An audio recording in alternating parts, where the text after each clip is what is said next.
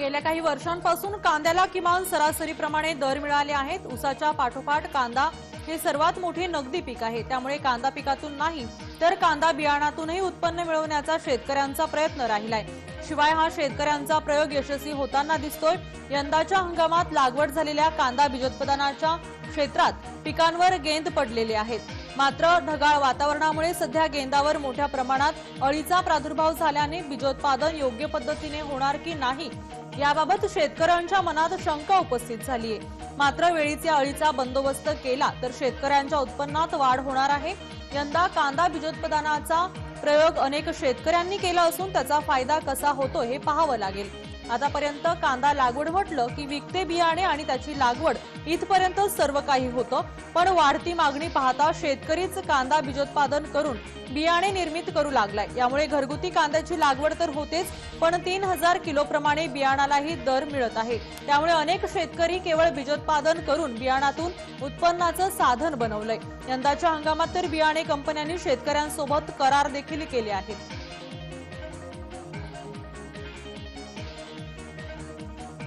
गेल्या 2 वर्षात कोरोनाचा वाढता प्रादुर्भाव यामुळे योग्य बाजारपेठच द्राक्ष उत्पादकांना मिळालेली नव्हती। यंदाही कोरोनाचे सावट होते, पण लॉकडाऊन झाले नसल्याने ती चिंता मिटली।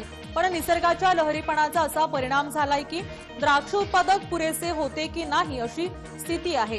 हंगामाच्या सुरुवातीला अतिवृष्टी आणि महापूर यामुळे बागांचे नुकसान झाले, पण यातून शेतकरी सावरला होता। मात्र हंगामाच्या अंतिम टप्प्यात म्हणजेच डिसेंबर महिन्यात झालेल्या पावसामुळे थेट द्राक्ष घडावरच परिणाम झाला। त्यामुळे पूर्व हंगामातील द्राक्ष कुजली। वातावरणामुळे दाऊनीचा प्रादुर्भाव झाला। यामुळे काही भागात तर बाग तोडण्याची नामुष्की शेतकऱ्यांवर ओढावली होती। यंदा द्राक्ष उत्पादनामध्ये 20 ते 40% घट झाली आहे। असे असताना दरवाढ ही शेतकऱ्यांना अपेक्षित होती, पण झाले उलटेच। उत्पादन घटूनही द्राक्षाला अधिकचे दर नसल्याने गेल्या 4 महिन्यांपासूनचे प्रयत्न व्यर्थच अशी अवस्था द्राक्ष बागायतदार शेतकऱ्यांची झाली आहे। सांगली जिल्ह्यात सोनाका, सुपर सोनाका, माणिक चमन यासारख्या वाणाच्या द्राक्षांचे उत्पादन घेतले जाते। गतवर्षीच्या तुलनेत हे दर घटले असल्याचे शेतकऱ्यांनी सांगितले।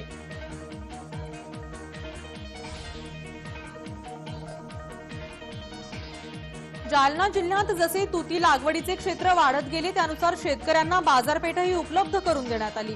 त्याच अनुषंगाने एप्रिल 2018 मध्ये जालना येथे रेशीम खरेदीचे पहिले उपकेंद्र सुरू करण्यात आले। केल्याने होत आहे रे आधी केलेची पाहिजे याप्रमाणे मराठवाड्यात रेशीम शेतीचा प्रवास राहिलाय। मराठवाड्यातील केवळ बीड आणि जालना जिल्ह्यात तुतीची लागवड केली जात होती। मात्र रेशीम शेतीचे महत्त्व आणि या विभागाने दिलेले योगदान यामुळे रेशीम शेती क्षेत्रात तर वाढ झालीच, पण जालना आणि बीड येथे खरेदी केंद्राच्या माध्यमातून बाजारपेठ उपलब्ध झाली होती। असे असले तरी रेशीम कोशाची गुणवत्ता शेतकऱ्यांना कळत नसल्याने त्यामधील त्रुटी लक्षात येत नव्हत्या। त्यामुळे रेशीम कोशाची गुणवत्ता तपासणीसाठी थेट कर्नाटकाला जावे लागत होते। मात्र आता जालन्यात खरेदी केंद्रावरच गुणवत्ता चाचणी सुरू होणार असल्याची माहिती रेशीम विभागाने दिली आहे।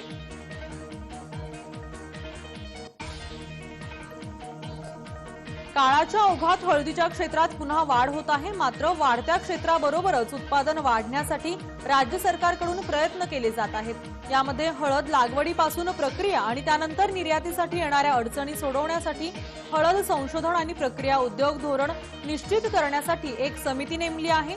त्यामुळे सर्व प्रक्रिया किंवा धोरण हा समितीच ठरवणार नाही, तर यामध्ये सर्वसामान्य शेतकरी, कृषी तज्ञ तसेच प्रगतशील शेतकरी यांना देखील सहभाग नोंदवता येणार आहे। यामुळे सर्वांच्या विचारांची देवाणघेवाण करून हळद उत्पादन वाढीसाठीचे प्रयत्न केले जाणार आहे।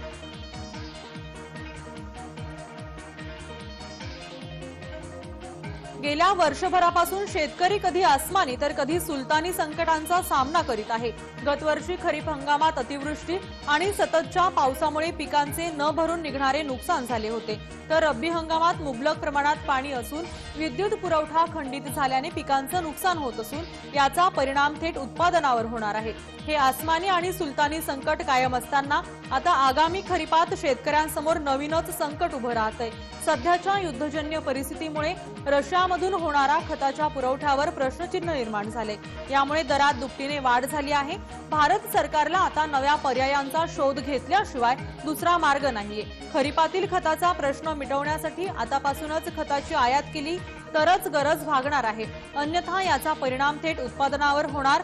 जर खतांचा पुरवठा वेळेत नाही झाला तर शेतकरी यामुळे अधिक हैराण होणार आहे।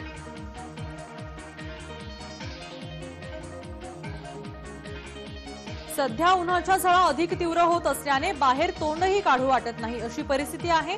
मात्र पळसाचे झाड पाहिले सकारात्मक विचार तर मनी रुजतात, पण ओसाड माळरानावर असलेलं झाड मन प्रसन्न करतंय। केवळ नैसर्गिक दृष्ट्याच नव्हे तर हिंदू संस्कृतीमध्ये या झाडाला वेगळं असं महत्त्व आहे। पळसाच्या झाडातून संदेश, ऊन पिऊन फुलणारी ही झाडे माणसाला संकटाशी धैर्याने दोन हात करून आयुष्यात रंग भरता येतात असेच वर्षानुवर्ष सांगत आली आहे। थोड्या बहुत संकटाने माणूस हताश बनतो आणि नंतर आत्मघातकी विचार सुरू करतो, पण त्यावेळी माणसाने या पळसाकडे पाहून आदर्श घ्यायला काय हरकत आहे। कठीण प्रसंगी परिस्थितीला तोंड कसे द्यावे याचे उदाहरण म्हणजे पळसाचे झाड। पळस ही भारतात उगवणारी एक आयुर्वेदिक औषधी वनस्पती आहे। याची पाने तळहाता एवढी रुंद व जाड राहतात, त्यामुळे होळीची चाहूल देणारा पळस चांगलाच बहरलेला दिसून येतोय।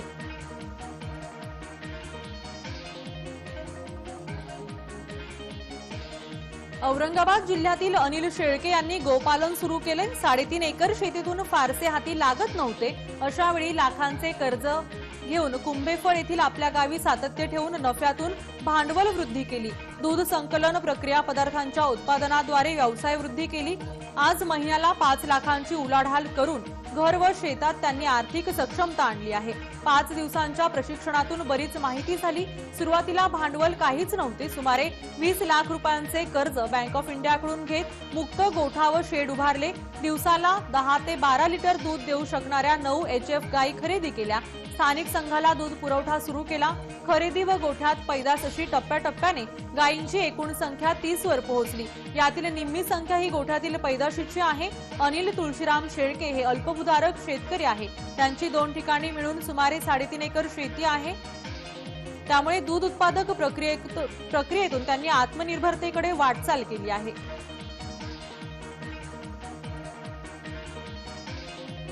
राज्यात सर्वाधिक वनक्षेत्र गडचिरोली जिल्ह्यात आहे। या भागात वास्तव्य असलेल्या बहुतांश आदिवासी कुटुंबियांकडे जेमतेम जमीन धारणा आहे। त्यात खरीपात एकदाच भात घेण्यावर भर राहतो, त्यामुळे वर्षभराचे आर्थिक चक्र फिरवण्यासाठी वन उपज आणि त्याच्या विक्रीतून मिळणारा पैसा हाच त्यांच्यासाठी मुख्य स्रोत ठरतो। हंगाम नसलेल्या काळात रोजगार हमी योजनेच्या कामावर जावे लागते। सध्याच्या काळात मोहफुले तसेच जांभूळ हे वन उपजाचे मुख्य घटक आहेत। मार्च महिन्यात मोहफुलांचा हंगाम असतो। पहाटेच फुले उपलब्ध होत असल्याने त्यावेळी उठून जंगलात जावे लागते।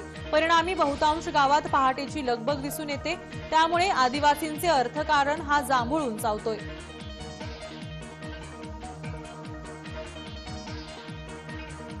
गाळप हंगाम अंतिम टप्प्यात असला तरी अतिरिक्त ऊसाचा प्रश्न हा कायम आहे। राज्यात आजच्या घडीला 10% ऊस हा फडातच आहे।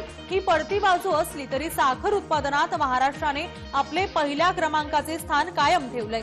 फेब्रुवारी अखेरपर्यंत देशात 250 लाख टन साखरेचे उत्पादन झाले आहे। यंदा उत्पादन एवढे वाढले की इंडियन शुगर मिल्स असोसिएशनला देखील आपल्या अंदाजपत्रकात बदल करावा लागलाय। पोषक वातावरण आणि वाढलेले क्षेत्र यामुळे देशातील साखरेचे उत्पादन तर वाढले आहेच, पण यंदा हंगामही लांबणीवर पडणार असल्याचं सांगण्यात येतंय।